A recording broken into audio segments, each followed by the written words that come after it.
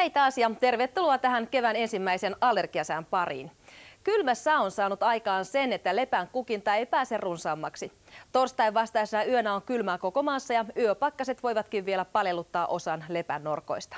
Tuulen kääntyessä torstain aikana pohjoiseen lepän siitepölypitoisuuksien odotetaan laskevan vähäiseksi myös etelässä ja saman verran sitä myös Keski-Suomessa.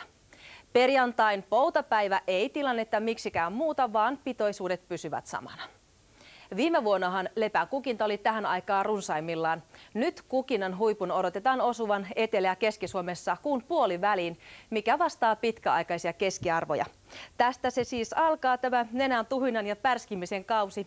Ennen kuin tilanne menee rajumaksi, niin nyt tässä onkin vielä aikaa varautua tulevaan kauteen ja hoitotoimenpiteet, niin kuin lääkitys, kannattaa aloittaa ajoissa, sillä oikealla hoidolla oireet saadaan pidettyä kurissa tai ainakin vähentää niitä.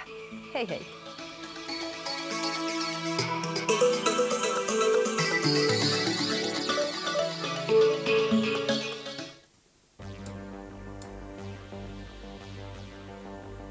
Ja Veikkauksen oikeita rivejä kierroksella 14. Viking Lotto seuraavasti 7, 8.